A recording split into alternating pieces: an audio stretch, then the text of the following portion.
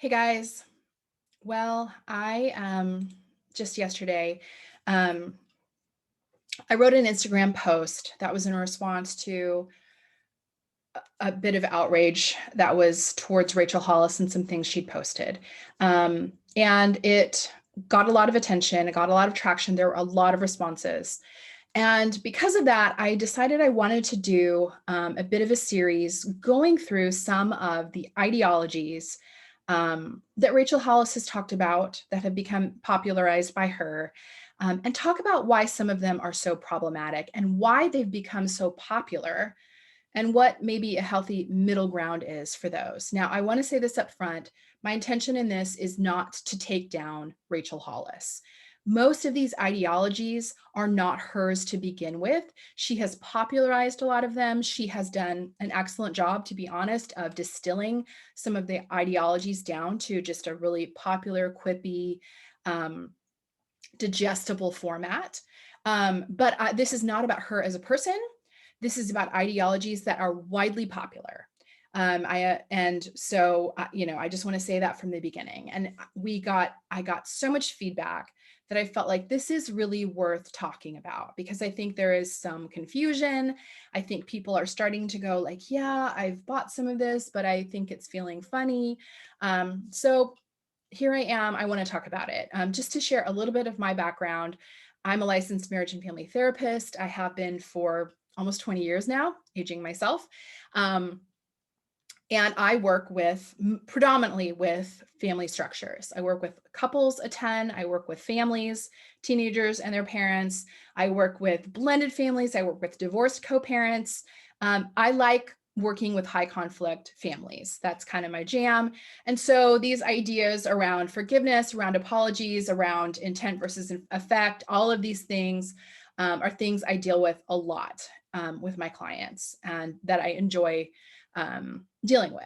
So today, what I want to talk about, the ideology that I want to talk about that seems to have hit a nerve with a lot of people, is this idea that what other people think of you is none of your business. Now, again, this is not just about Rachel Hollis. She did not invent this phrase, although it's one that she has popularized. This phrase has been attributed to everyone from Eleanor Roosevelt to RuPaul to Wayne Dwyer. I don't know who said it first, but it's very popular. It's very popular. And so, again, this isn't just about Rachel, but this is about this idea of, why does this appeal to so many people? Why does the idea of not being concerned with what other people think of you feel so resonant for so many people? And the reason this one is popular, it's a little bit self-evident and it's a little easy. Ultimately, this is popular because it shields us from the discomfort of being criticized and from negative feedback, which who doesn't want that? I mean, criticism generally doesn't feel super great. Negative feedback doesn't feel great. I think it's really popular because a lot of us, myself included, struggle with anxiety. That is a whole other conversation about why so many of us in this day and age are struggling with anxiety, but it is unfortunately very common for many of us to struggle with generalized anxiety disorder, social anxiety, what have you. And so for a lot of us, we spend a lot of our time overly concerned and overthinking about how we've come off to others. I do this. I know many of you do this. I have spent many an evening after a party or a get together laying in bed wondering, did I come off as funny or too sarcastic? Did I come off as breezy or aloof? Like really going through and over analyzing everything I've done, worried about how each single person feels about me. I have, and I'm a person, and I know I'm not alone on this. I'm a person who, if I'm pulling my car out of a parking space and someone is waiting on me and I, maybe had to organize some bags or pull a map up, I'm way overly worried about like, do they think I'm being selfish? Or I'm in a grocery store line and I'm putting change back in my purse. And, I've been in this situation of just dumping things in because I'm like, God forbid the person behind me in line think that I'm too slow. So I understand that temptation to normalize this idea of not thinking, not caring about what other people think, because some of us have taken it too far. Some of us are living in a space where we're way too concerned with what other people think of us. And so, as I said, I mean, this is a really appealing concept to just not have to think about it, not have to worry about it at all. I also think it's been incredibly popular with women because women, we have been socialized to worry about what other people think about us. We have been absolutely socialized to be winsome, to be agreeable, to be likable. And so, this idea that we could just opt out of that is very freeing. It's very freeing, and there is something to it. And I'll get to that in a minute. But so many of us have just been stuck and even paralyzed from doing things that we want to do, trying things we want to try, being in jobs that we would like to lean into, or hobbies, because we're paranoid about what other people might think of us. So that, again, appealing to think about shedding that. I think it's also, gained a lot of popularity with Christian women or religious women, because again, we've been trained to be overly concerned with what everyone else thinks. So the appeal is fairly obvious. And there are some merits to some of it, but here's where it becomes problematic. When we are not concerned with how other people think of us, we are shortening our empathy. We are reducing our empathy for the people who matter. And I'm going to share an unpopular opinion, but I am of the opinion that we can make people feel a certain way. There is a popular narrative right now that says, I can't make anyone else feel how they feel. They own their feelings. I can't make someone feel a certain way. And that's even been popularized in counseling circles. This idea that, like, you can choose how you react to people. You can choose how you feel. But my belief is that we don't actually really have a lot of control over our emotions. Now, there's things we can control that affect our emotions. We can control our thoughts. We can control how we behave, how we act. We can control our attitudes and our boundaries. But people can and do affect our emotions in the same way that weather can affect my emotions, my hormones, whether or not I've gotten enough sleep. A lot of things can affect our emotions. And to say that, another person who has betrayed me in a deep and wounding way, to say that I'm in charge of how my emotions respond to that is absurd. My emotions will be involved based on someone else's behavior. They can and will be involved. If I've had a great loss, my feelings will be involved. If someone has hurt me, if I find that a friend has talked poorly of me, or a child has done something, my feelings get involved. And so people can affect my emotions because I'm a normal human being. Now, again, I can decide how I react, respond. I can choose how I think and what narratives I believe about that situation. But our emotions are, they're a little bit involuntary. We can circle around with the things we can control, which is our thoughts and actions. But our emotions, those are there.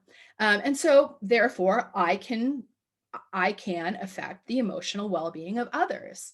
And it's absurd to say that I can't. If I walk down in the morning and berate my children and tell them they're disappointing and lazy, it is going to affect the way that they feel that day. And to say, well, I don't care, I can't control how other people feel, that's absurd. And it's sort of psychotic. It's antisocial. It's lacking in empathy.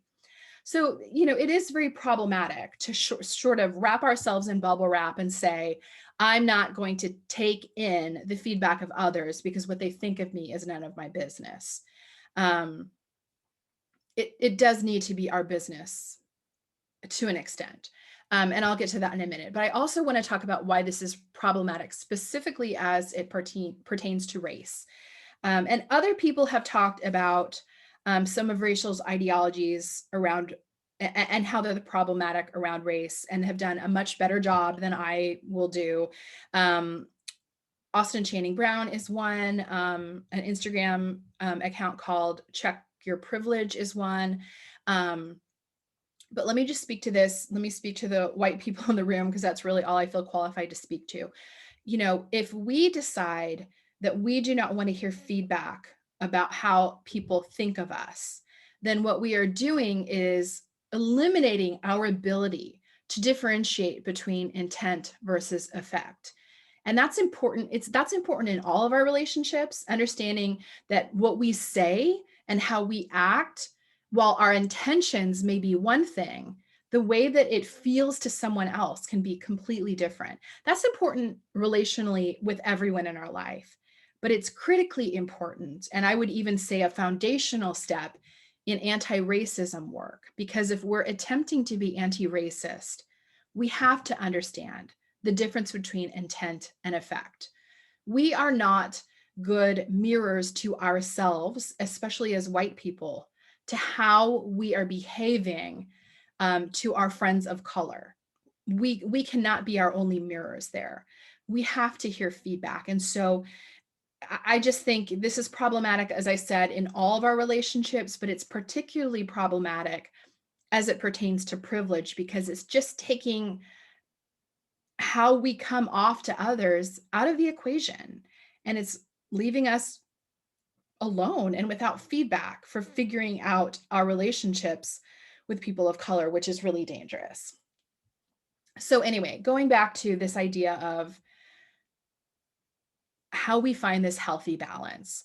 It's difficult. It is very difficult because, we do need the feedback of others in our lives. We are not good historians of ourselves. We are not good at filtering ourselves. Our nature is to see ourselves through a lens that understands what we're thinking. We really need other people to have a good understanding of how we relate to the world. But like a lot of things, this requires nuance. There's not a great, quippy, fast, easy answer to all of this. These don't worry about what other people think of you. That makes a great Instagram quotable that can get people riled up at a conference. But the real answer here is very complex, and it's not as quotable. We have to find a balance between trying to please all people all the time, which leans into codependency and leads into anxiety, social anxiety, versus walking around in bulletproof armor, not concerned with how we make other people feel, which is leaning towards narcissism and antisocial personality disorder. So we've got to find that balance. Which like a lot of things in relationships is difficult and requires a lot of work. So I want to give you a couple ideas for finding that healthy balance between, I want to understand how I'm making other people feel, but I don't want to lay myself at the feet of other people in terms of, letting everyone take a swing, letting everyone determine my worth, letting everyone else, have a say. So the first thing I would recommend doing is, and this is inner work, this is not an official thing, you wouldn't ask these people to do this, but internally, name your advisory board. Name the people in your life that you are going to give reign to speak into your life. And these should be people that you trust. These should be people that you look up to, that you value their opinion, you think that they're emotionally stable, and that you think have your best interests in mind. These should be people that love you, people that know you, but they know your foibles, they know your strengths, and they want the best for you. And this should be a small group of people. If you're in a couple, if you're in a relationship, that person should be on this list. If they don't meet the criteria that I just mentioned, maybe think about uncoupling. But, if you're in a relationship, that person that you're living with should be on this list. You should be concerned with how you're making them feel. If you're a parent, you should be concerned with how you're making them feel. And this whole intent versus effect thing, this is really important in parenting too. I'm a mom who uses sarcasm. I can be sarcastic sometimes. I have definitely had those moments where I have thought I said something that was funny, And my kids have found what I said hurtful. And I have to understand, again, intent versus effect. I can't just sit there and say, well, you're overreacting, because that's not what I meant. No, I hurt your feelings. I'm so sorry I hurt your feelings. Um, this kind of this kind of empathy is important to be showing to our kids. And we can only do that when we are worried about what they think of us. If I have 4 children and all 4 of my children think I'm an asshole, I'm probably an asshole. And I need to look at that. So we should have an advisory board that should include a few friends. I definitely have some friends in my life that I trust, and that if they came to me and said, Kristen, you just wrote something and it came off in a bad way, I would be like, I believe you. I believe you because I trust you. So you should have an advisory board of people who you are really placing a high value in what they think of you. And now this doesn't mean they're always going to be right. This doesn't mean that you just roll over to whatever they think, but it means that what they think, you're going to give a lot of weight to, and you're going to really consider it. And then these are some other questions that you can ask when you are getting criticism. Number one is, could it be true? Could it be true? Look at that. Could it be true? I have definitely gotten feedback that I did not like, but I had to run through that and said, like, I think this could be true. Another question to ask yourself, could I have flubbed my intent? We need to always be open to that. And we really need to understand that intent versus effect is often messed up. So often. I mean, in a given, marriage relationship or romantic relationship, this happens all the time. I didn't mean that. I didn't mean it, but the other person's upset. Another question to ask is there consensus? So is more than one person saying this to me? Are there a number of people in agreement on something that I'm not seeing? And this happens to me, as a person who is, public on social media. There's been times when I've written something that I thought sounded fine, and then people have said, this sounds really privileged. And when I've gotten 10 comments that are saying the same thing, I have to go, I think there could be some truth there just because enough people are saying it. And if that's not what I meant, I've come off wrong. And I do find it fascinating that, I mean, again, this is not a takedown of Rachel Hollis, but she has said many, many times that she doesn't read the comments, which is interesting because negative comments have been historically on her page deleted. And so she's not reading them, but they're not going up for other people to see either. But, again, there is a healthy balance between just taking what everyone says to us, but then sometimes looking and saying, is there a pattern here? Am I getting the same feedback from multiple people? And then from there, when we find that, either our advisory board, our close people are feeling a certain way about us, the people that we trust, or we find that, we've run it through our personal filter and we've said to ourselves, I think this could be true. This criticism of me could be true. Or there's been enough consensus from others that we go, okay, I've somehow misstepped enough that, people are saying the same thing. Let me back up for a minute. You also have to filter through, do these people want the best for you? There are certain people that I am not popular with online, for various reasons. I've maybe taken a stand against their politics, or I've taken a stand against, some of their firmly held beliefs. And when I get comments from people that I know are coming from a certain stance, I think, like, I don't think this person wants the best for me. And that's again nuance, but I think not that difficult to discern. We are looking for feedback from people who want the best for us. This is not just, I mean, there is definitely consensus in some of my comment sections that I'm a, liberal snowflake. Okay, well, just because there's consensus on that doesn't mean, that I'm going to then like figure out how to make amends for that. I also would agree that I am a liberal snowflake, but whatever. That's neither here nor there. So once you have taken advice and advisement from criticism that you've received, you can then say, how do I make amends? How do I make amends if I have messed up? And that's really important too. And I think, I think we saw that ability to make amends kind of fall flat with Rachel Hollis this past week, which enraged people even more. Um, and so figuring out how to make a good amends is also important. I want to talk about for a minute. I found this in the comment section of Rachel's blog post. Someone I know, Caitlin Curtis, who's an incredible writer, she posted a link to a forgiveness protocol that was written for Psychology Today.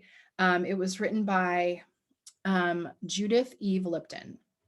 And I'm going to link up to this, but she talks about how to make amends. And she talks about how it includes saying you're sorry and then making an inventory, which this is a very 12-step thing, making an inventory about how your behavior might have hurt people, really going through that list, going over it with that person, telling the person that you understand all of the costs of your behavior, asking for forgiveness, and then asking again.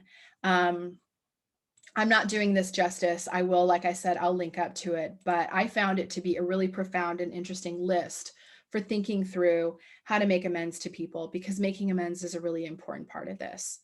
So in conclusion, I think the narrative that we do not need to concern ourselves with what other people think of us, while tempting and while appealing, and while, it may have some merits with some people groups, is not something that we can just apply broadly to our lives, that there has to be some balance, that we need to give some people some weight, and that we ultimately, at the end of the day, do need to be concerned about how we make other people feel and how other people think of us, as a part of our own personal growth, because it is a part of empathy. It really is.